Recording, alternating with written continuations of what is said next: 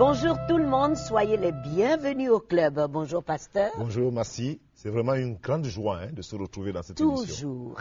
Et avec beaucoup de plaisir, tout à fait. Exactement. Alors comme nous le disons, c'est toujours un privilège pour nous de savoir que vous êtes avec nous dans ce programme du Club 700. Je suis le pasteur Raymond Kofi pour vous servir. Et je suis Massi Domingo pour vous dire que nous avons une émission spéciale, tout un documentaire passionnant, des personnes qui ont vécu de grands miracles. Et vous allez savoir comment, n'est-ce pas, pasteur? Tout à fait, Massi. Non seulement c'est des documentaires pendant plusieurs jours, mais aussi des miracles. Et c'est là ce qui fait la passion de ce qu'on découvre aujourd'hui dans ces documentaires. En fait, un manuscrit en cuivre âgé de 2000 ans, une découverte archéologique extraordinaire, un trésor historique. Voici le rouleau de cuivre de Qumran. Suivez le documentaire extraordinaire. En 1947, un berger bédouin partit à la recherche d'une de ses brebis dans les collines de Qumran. Il lança une pierre dans une grotte, espérant faire sortir l'animal qui s'y était réfugié. Au lieu de cela, un bruit de poterie qui se brise attira le berger à l'intérieur de la grotte. Ce faisant, il fit une des plus grandes trouvailles archéologiques du XXe siècle, les manuscrits de la mer Morte. Au cours des années qui suivirent, les archéologues découvrirent à Qumran 11 grottes et plus de 900 documents. Cependant, un rouleau était différent des autres. Au lieu d'être de cuir ou de parchemin, il était entièrement fait de cuivre et il pourrait bien constituer la plus précieuse carte au trésor de l'histoire. Le rouleau de cuivre liste plus de 60 cachettes réparties sur tout le territoire d'Israël, qui contiennent de l'or et de l'argent. La valeur monétaire de ce trésor est estimée à 3 milliards de dollars, tandis que sa valeur historique n'a pas de prix. Le seul lieu de l'Israël ancien possédant une telle richesse était le Temple. Il s'agit d'un témoignage historique extraordinaire, car il est extraordinaire d'avoir une liste des trésors du Temple datant du 1er siècle. Nous n'avons actuellement aucun meilleur document que le rouleau de cuivre pour nous apprendre ce qui était présent en ce lieu. Stephen Fan est l'un des éditeurs des manuscrits de la mer Morte. Il m'a emmené dans la grotte 3 à Qumran où le rouleau de cuivre est resté caché pendant près de 2000 ans. Ce qui restait et qui contenait les rouleaux se trouvait juste ici. Mais c'était avant que les archéologues ne viennent. D'ailleurs, c'était rempli de terre jusqu'ici. Où nous voyons ces marques? Tout le long de la grotte, et vous pouvez les suivre jusqu'ici. Voyez-vous ces marques? C'est ici que le rouleau de cuivre a été découvert, juste ici. Mais pourquoi avoir rédigé ce rouleau de cuivre? Le rouleau de cuivre a dû être écrit immédiatement avant la destruction du temple. Cela correspond parfaitement aux Zélotes, qui étaient un groupe de religieux qui protégeaient le temple des Romains du mieux qu'ils le pouvaient. Avant leur massacre, ils cachèrent des choses ici, près de Qumran. Certaines de leurs cachettes sont facilement localisables sur des cartes modernes, comme à Jéricho, la vallée d'Achor et le mont Garizim. D'autres sont plus cryptées, comme le canal de Salomon, qui contient une cachette contenant des pièces d'argent. Un puits à Milam où des vêtements sacerdotaux ont été cachés. Ou la cour de Mathia, sous laquelle 600 coupes d'or et d'argent ont été enterrées. D'une certaine manière, les instructions fournies dans le rouleau ressemblent à la carte au trésor d'un enfant. Il est question de grottes, de tombes, d'aqueducs et de bassins, ainsi que d'autres lieux connus des intéressés de l'époque, en utilisant probablement des dénominations alternatives afin que seuls les membres d'un cercle restreint puissent les localiser. Mais il est aussi noté le nombre de pas à faire avant de creuser pour découvrir le trésor du temple, enterré à tel ou tel endroit. La langue dans laquelle est écrit le rouleau est un mystère en soi. Les auteurs y font usage d'un hébreu remontant à 800 ans avant leur époque. Autre mystère encore, une série de lettres grecques placées de manière aléatoire. Cela nous donne une idée de la langue hébraïque que parlait le commun des mortels à cette époque, vers 70 de notre ère. Mais qu'est-il arrivé à ce trésor? Stephen Fan pense que quiconque voudrait le chercher aujourd'hui aurait à peu près 2000 ans de retard. Selon moi, La plupart, sinon l'entièreté des trésors, ont été découverts par les Romains, à la pointe de l'épée. Ce que nous savons, c'est que l'arche de Titus à Rome dépeint clairement une parade des portes de Rome jusqu'au Forum, dans laquelle apparaissent les objets principaux et les trompettes qui étaient utilisées dans le temple. Nous savons également que Titus a utilisé le butin de Jérusalem pour construire le Colisée de Rome. S'il reste quoi que ce soit de ce trésor, il ne peut s'agir que de restes de moindre importance, toujours enfouis à l'heure actuelle dans l'attente d'être retrouvés.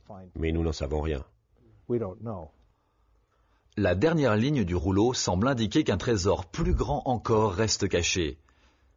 Dans un puits asséché de colite, une copie de ce document avec son explication, ainsi qu'un inventaire reprenant chaque objet.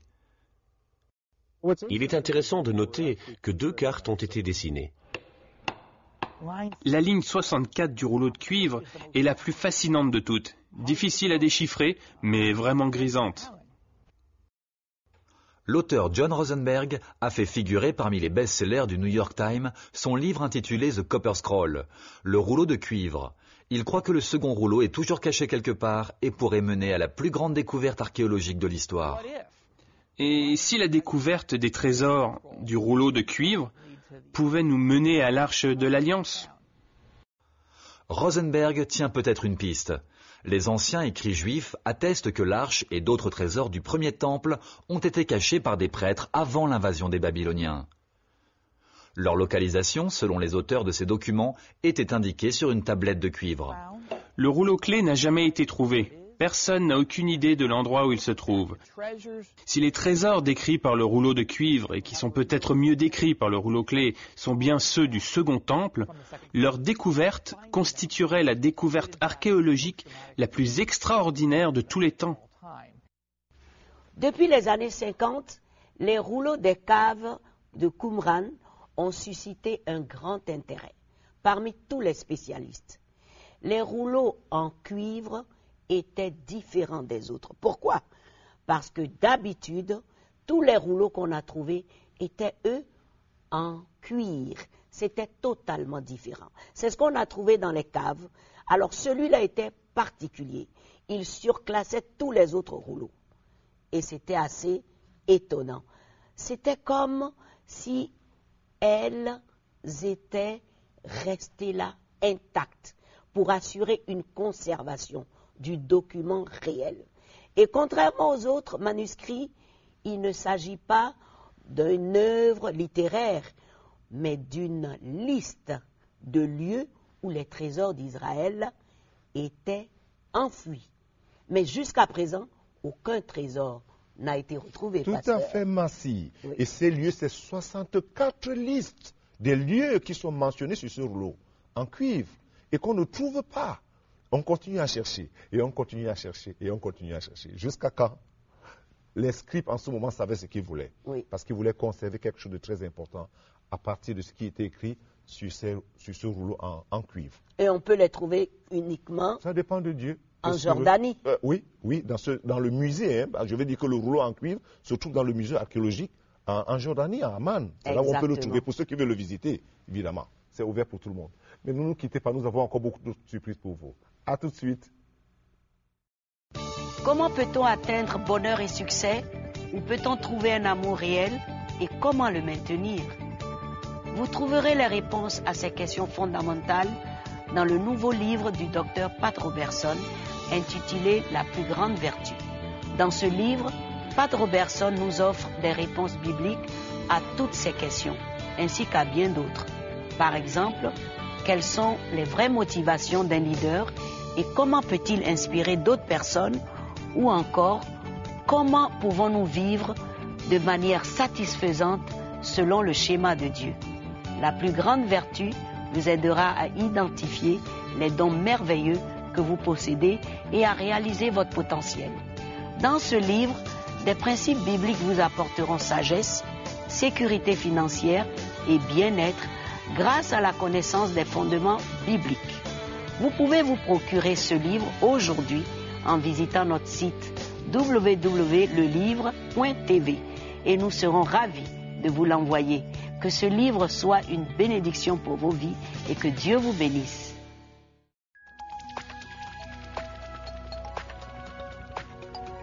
Si vous avez des questions spirituelles, des besoins de prière ou même si vous avez besoin de conseils, n'hésitez pas à nous contacter aujourd'hui à cette adresse ou au numéro suivant. Nos conseillers sont là pour vous aider. N'oubliez pas, nous sommes là pour vous.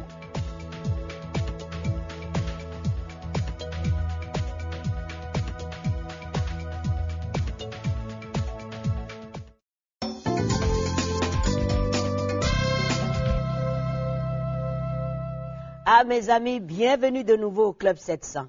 Paul était bel et bien en vacances avec sa famille lorsqu'il tomba sur un rocher par la tête, d'une hauteur de 14 mètres.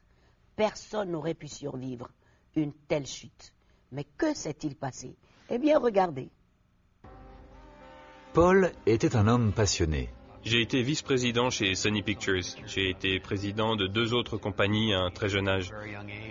La compétitivité et le désir d'acceptation qui me caractérisaient à l'université se sont transférés dans ma vie professionnelle. Pour être franc, ma famille venait en second plan. Il a été un bulldozer depuis notre toute première rencontre. Quand il voulait quelque chose, il l'obtenait. Il voulait sans cesse tirer le maximum de la vie et tout faire. Je courais après les choses que je pouvais acquérir, mais aucune ne me donnait la paix. Je savais qu'elles étaient fragiles et vides. Tout ce qu'il me fallait, c'était une toute petite chose, pour me montrer ce qu'était réellement ce monde. Cette petite chose se produisit alors qu'il était en vacances avec sa famille dans le parc de Joshua Tree en Californie. Paul et son fils avaient escaladé la paroi et étaient loin devant le reste du groupe. Nous avions fini par emprunter un chemin plus facile, en escaladant des rochers, pour atteindre un point à environ 25 mètres du sol. Plus bas, son beau-frère fut envahi par un étrange sentiment de crainte et d'anxiété. Todd a commencé à nous dire qu'il ne se sentait pas bien, qu'il avait un terrible sentiment qu'il ne pouvait pas expliquer. Il a dit « J'ai l'impression que quelque chose de très mauvais va arriver ». Et juste à ce moment, nous avons entendu Paul hurler « Ah !»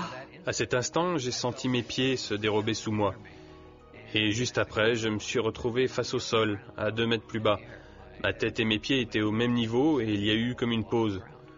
Comme si on m'avait fait tomber puis retenu en l'air une seconde. J'ai juste eu le temps de me dire comment est-ce arrivé et je me suis écrasé. La jambe de Paul se brisa contre les rochers. Il chercha à tenir son équilibre afin de ne pas tomber plus bas. Je me rappelle que tout tournait. Tout tournait autour de moi. Je ne me souviens de rien d'autre.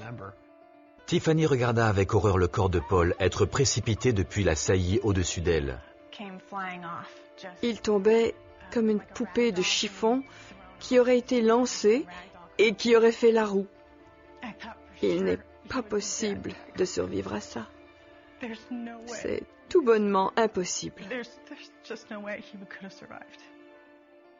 Tiffany grimpa jusqu'au corps apparemment sans vie de son mari et le retourna. Il avait un grand trou dans la peau. Je pouvais voir son crâne. Son visage était tout écorché et en sang. Et lorsqu'il a finalement ouvert les yeux, j'ai su qu'au moins il était encore en vie. Sur ce rocher, je sentais ma vie partir, comme si elle était en train de s'écouler de moi. Je me suis vraiment senti mourir, mais j'avais une paix complète et absolue. Un groupe s'est formé au pied des rochers et chacun s'est mis à prier. C'était un grand groupe et ils priaient tous. Paul avait survécu à une chute de 15 mètres sur la tête. Cependant, les premiers arrivés ne donnèrent pas beaucoup d'espoir à Tiffany. Il n'en est pas encore sorti. Il peut souffrir de toutes sortes de dommages au cerveau. Il a sans doute tellement de blessures internes qu'il n'est pas sûr qu'il survive. Donc, même si vous avez de l'espoir en ce moment, il faut savoir qu'il n'a pas beaucoup de chances de survivre. Paul fut héliporté vers un hôpital où une équipe de médecins l'attendait. Ils étaient choqués et surpris de me voir en vie. Ils me passèrent au scanner au rayon X de la tête aux pieds. D'autres médecins venaient, puis repartaient. Ils revenaient vérifier les graphiques, puis repartaient, et ils ne nous disaient rien. Tomber de 15 mètres et atterrir sur la tête. Une chute d'une telle hauteur provoque en général un grand nombre de blessures graves. des traumatismes multiples, des blessures à la tête, à la colonne vertébrale. C'est même généralement fatal. Je me disais qu'il n'allait rien dire de bon.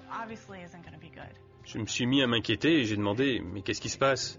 Le médecin m'a regardé et il a dit « Vous n'avez pas entendu ?» Je lui ai dit « Non ». Il m'a dit « On vous appelle le miraculé ici ». Je lui ai dit « Mais pourquoi ?» Car personne ne m'avait encore rien dit. Et il m'a dit « Nous avons vérifié tous vos examens et vous n'avez rien. Pas d'os brisée, pas de blessure interne, pas de fracture du crâne.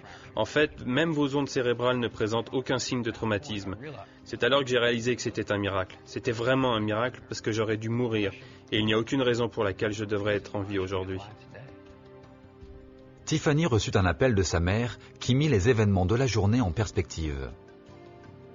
Elle m'a dit « Je ne sais pas ce qui s'est passé, mais je me suis mise à prier et j'avais l'impression que Satan avait dit « Je vais prendre la vie de Paul ».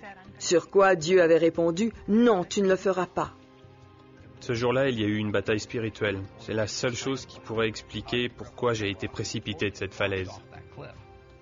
3 heures après son arrivée à l'hôpital, Paul put repartir avec rien de plus qu'une commotion. Il croit que c'est grâce aux prières de sa famille et de ceux qui étaient sur les rochers de Joshua Tree que Dieu a épargné sa vie pour lui donner un nouveau départ. Paul est une personne complètement différente à celle de ce qu'il était avant. Il n'est plus un bulldozer. La grande différence aussi, c'est que pour la première fois, il place sa famille avant tout le reste. Je remercie Dieu chaque jour car il a permis que j'ai encore mon mari et que mes enfants aient encore un père qui est présent et en bonne santé. Je suis un meilleur père, un meilleur mari. Je suis un homme meilleur, une meilleure personne. Et tout cela, je le dois à Dieu. C'est pourquoi ma vie est à lui afin qu'il l'utilise comme il le désire. C'était un jour ordinaire comme les autres, où l'homme, avec le poids de l'âge, était tranquille avec sa famille. Il ne demandait plus rien à la vie. Vu son âge avancé, il n'avait qu'une seule occupation, élever leur fils, celui de la promesse. Il avait essayé de vivre sa vie au mieux qu'il pouvait. Cet homme, c'est Abraham. Et le fils, c'est Isaac. Et ce jour-là, sans le moindre signe, le vieil homme se retrouve appelé à une mission de suicide. Abraham était vieux à la naissance d'Isaac, c'est ce que la Bible nous enseigne. Assez vieux pour être son grand-père. Et l'enfant devint aussitôt les délices de ses vieux jours, l'idole de son cœur. Et il devint même, sans le savoir, l'esclave de son fils dans un amour ardent pour lui. Car l'enfant représentait tout ce qu'il avait de sacré aux yeux de son père. Les promesses de Dieu, l'alliance, l'espoir de toutes ces années et le long rêve messianique. Ainsi, le cœur du vieil homme était de plus en plus mêlé à la vie de son fils, jusqu'à ce que leur relation prenne un tournant dangereux. C'est alors que Dieu entra en scène pour sauver et le père et le fils. Et comment? Dieu lui dit, Abraham, prends ton fils, ton unique, celui que tu aimes. Et Dieu précise bien le nom d'Isaac. Va-t'en au pays de Morija et offre-le en holocauste. C'est écrit dans Genèse 22. C'était l'épreuve de feu pour Abraham. Et au milieu même du creuset, il resta ferme, tandis que les étoiles brillaient encore comme des points blancs lumineux au-dessus de la tente où dormait le petit Isaac. Le vieil homme Abraham prit la décision d'obéir, tout en mettant sa confiance au Seigneur pour le voir revivre l'enfant. Et Dieu laissa le vieil homme, accablé de douleur, aller jusqu'au bout, au point où il savait qu'il n'y avait pas point de retraite possible. Et puis Dieu lui avait interdit de lever la main sur l'enfant. Mais il dit, ici, il est beau de constater quelque chose. Tout en se trompant quant à la méthode où Dieu emploierait, le vieil homme avait correctement percé le secret du grand cœur de Dieu. Et la solution s'accorde parfaitement avec les paroles du Seigneur qui a dit ceci. Quiconque perdra sa vie à cause de moi la retrouvera. Alors le ciel s'ouvrit d'une nouvelle manière pour Abraham. Et il entendit une voix d'amour lui dire, je le jure par moi-même, parole de l'Éternel. Parce que tu as fait cela, parce que tu ne m'as pas refusé ton fils unique, alors moi aussi. Abraham se tenait sur la montagne fort et pur, grand, un homme différent, un ami et un favori de Dieu. Il venait d'être mis à part par Dieu pour les grands desseins de Dieu. C'est très important de savoir que même dans nos épreuves, Dieu nous accompagne. si tu apprends quelque chose de ces témoignages, et si tu comprends ce message à partir de l'histoire d'Abraham, tu comprendras que la compagnie de Dieu nous conduit toujours à la victoire. Que Dieu te bénisse et qu'il te bénisse abondamment. Merci, pasteur. Que Dieu nous donne la force de rester ferme. De tenir ferme. Tout à fait. Merci. Tout à fait. Alors ne nous quittez pas, à tout de suite.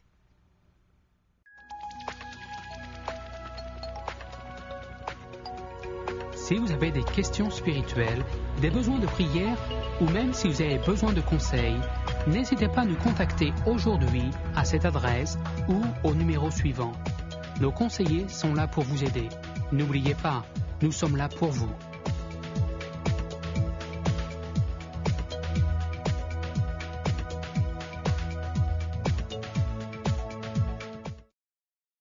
Bonjour, je suis Massi Domingo.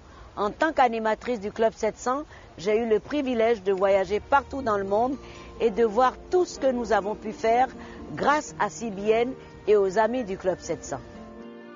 En Afrique, CBN et les amis du Club 700 creusent des puits pour l'eau potable un peu partout dans les villages. Aident aussi les veuves et les orphelins. Enseignent aux mères célibataires à cultiver la terre avec des produits vivriers comme Aceta, qui maintenant peut nourrir sainement ses enfants. CBN envoie aussi du matériel d'école et des habits pour enfants. Tout cela pour redonner le sourire aux uns et aux autres qui avaient perdu de l'espoir.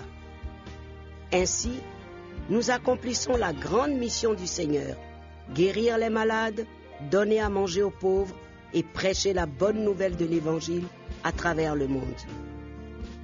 Voilà ce que nous avons pu faire vraiment grâce à tous les amis du Club 700 à travers le monde.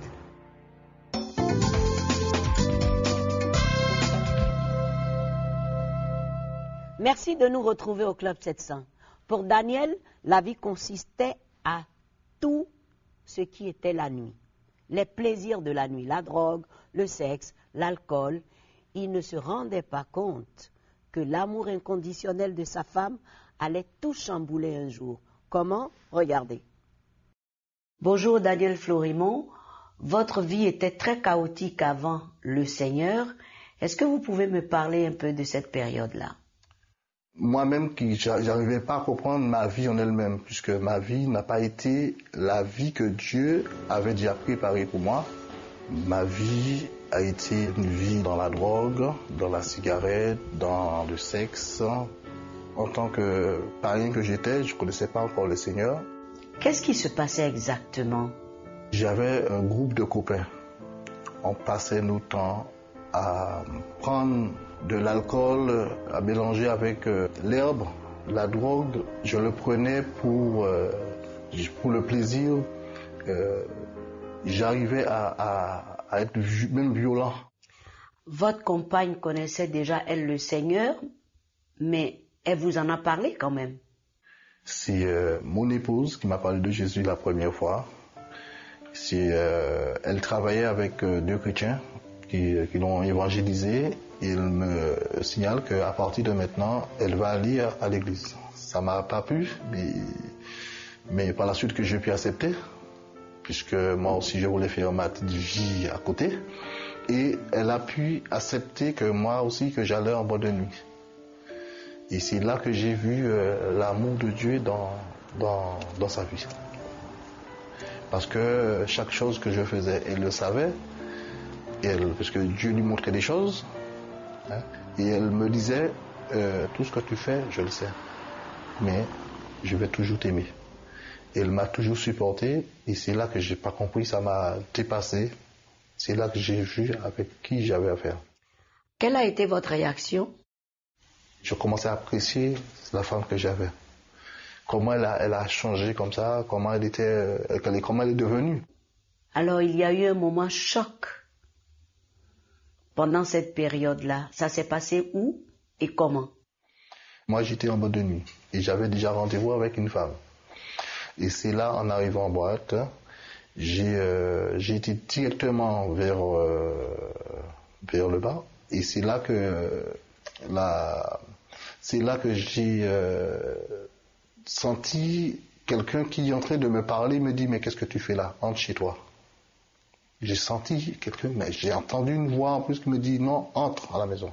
Alors, moi, je croyais que c'était quelqu'un derrière moi qui me parlait. Que je regardais à droite, à gauche, je vois des gens, mais je ne connais pas les gens. Et c'est là que ça m'a un peu choqué un peu. J'ai dit, peut-être, est-ce que c'est pas Dieu? Est-ce que c'est pas quelqu'un? Parce que mon épouse souvent me parlait de la personne du Saint-Esprit. Elle me parlait toujours de ça. Elle me dit, ouais, le Saint-Esprit va te toucher. Moi, je prie pour toi, Doudou.